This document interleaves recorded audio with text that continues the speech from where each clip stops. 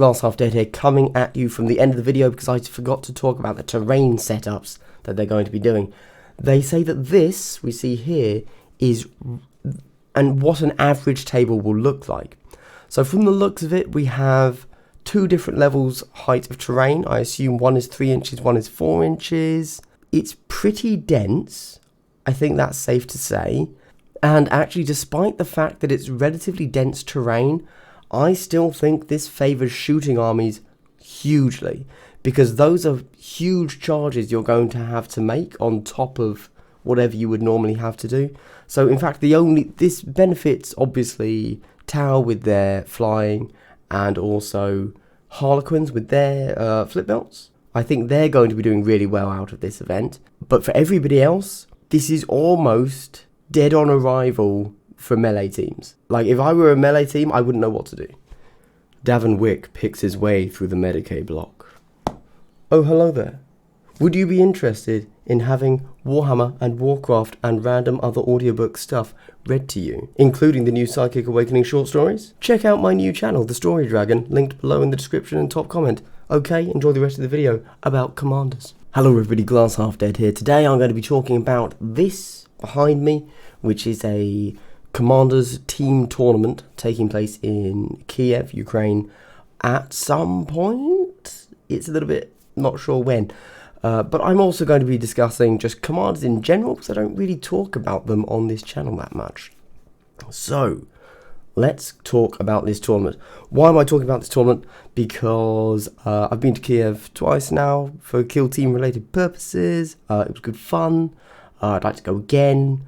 Hypothetically, you know, if there's a reason to go. And this is a pretty good reason to go. What is this? Well, it's a tournament. Currently, I think they're at 48 players or 44, something like that. And I don't believe there's a max, so you could just keep going. Now, obviously, this isn't a standard tournament where you just go along and play. You need to go along with 3 other people. So teams of 4. And the only other stipulation really is that you can only have 1 sub-faction per team. So, you know, there's a few more extra bits of comp to the game, but interesting. So, what is it? So, firstly, it's 200 points. Commanders may be included, so you don't have to take Commanders. And to very, very quickly run down what's happening in the actual rules, essentially, it is hold kill. Hold 1, score 1 VP, hold more, score a second VP, kill 1, score 1 VP, kill more, score another VP. But they've also added the twist, because it's Commanders, of if your commander gets more kills than the enemy commander, then you get a point. So immediately we start to see Commanders may be included is suddenly a thing. If you have a commander and your opponent doesn't, that's practically an extra VP a turn. In the past, the Ukraine guys had been playing a rule where if your commander activated an aura ability, you got a VP as well. They've removed that from this pack, so I assume that every commander is going to be a psyker plus a strategist, which is a bit of a shame because it kind of sucks. But maybe, I don't know. You know, I don't know the commander meta that well, but I'm willing to place money on the fact that 90% of commanders there are going to have the psychic ability to cast Psybolt, and they're going to be strategists at the same time, if that's possible. Now, this tournament was originally meant to take place in May. Obviously, coronavirus, that's no longer happening. I was then told it was supposed to happen in July, but the only thing I can see here is June. So, don't know what's happening there. If it's happening June 6th, I definitely can't go. If it's happening July 6th, questionable, still probably can't go. I'm hoping it gets pushed back a little bit, but we will see. And also that I can find 3 friends, because I don't have any friends. That's another set of challenges though, we can come to that at a later time. They do have a few interesting little extra bits here. If your opponent wants to play with the chess clock, you have to accept, which I think is fine, and that's generally the way tournaments do handle chess clocks, because it's super shady. If somebody says, hey, do you want to play with the chess clock? You say, no. It's like, are you going to cheat? They probably just don't like chess clocks. But suddenly, It would be like, hey, do you want to remeasure that measurement? I think you moved slightly more than 6 inches. No. So, well, okay. Another interesting thing here is, considering this costs 300 hryvnia, which is 10 euros 50 cents, I believe, to join, they say don't take your own dice. They are going to provide you with dice at the tournament, and then you have to use those dice, which I actually think is pretty nice. You know, the dice are loaded, then everybody's playing with the same loaded die. So that's cool. Obviously here they also go over their deployment layouts with special objectives. I assume that these special bonus objectives that they have for each deployment are added to your total and are not part of either secondary or primary objectives, and they can just top you up on either side if you're trying to get max score. Don't know. Some of them are obvious, some of them are ones we haven't seen before. It's all good. And here are the secondaries. My understanding is the secondaries are completely open pick, not something I particularly care for, but it is what it is. There are a few things to note at the end.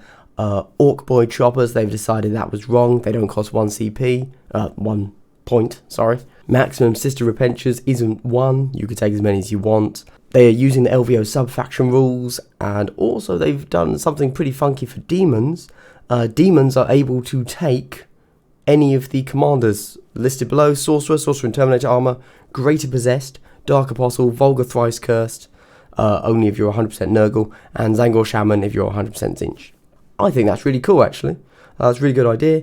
Personally, when I saw demons coming out, if you go back to those old videos now, you'll see me probably saying things like, oh, this would be really cool, because I'd really like to take like a sorcerer, you know, and then pretend, because I like fluff, that I'm summoning lots of demons.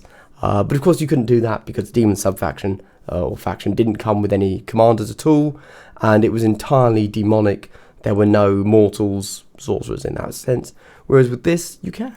So I actually really like that. You can use named commanders, and then this is at the end of the page for some reason. And that is a very, very quick rundown of the Kiev Quartets, as they're calling it. So I think that sounds fun. I'd certainly love to play a Commanders game or two. As I keep saying, once I finally write my LGT pack and get that in paper form so that I can give it to people, I'm intending to start playing a lot of Commanders games. Because for me, it's kind of the next frontier of Kill Team. Obviously, Kiev and Ukraine meta is pretty developed when it comes to Commanders. The rest of the world, less so. So it's definitely something I want to look at properly. It should be relatively easy for me to pick up, hopefully, because of course I already know most of the teams I'd like to play. I just have to add in a extra killy or resourceful unit. Cool. But I'm sure that there are things in there that I haven't looked at. My only real hope is that when I do look at it, I can find a value in something that isn't a psyker or a strategist. That's all I want to find. From what I know of the meta, everybody takes psykers because they're really good at killing, obviously, or they take a strategist because, of course, extra CP is incredibly useful, which makes a lot of sense. So if I were to look at commanders now, what would I look at?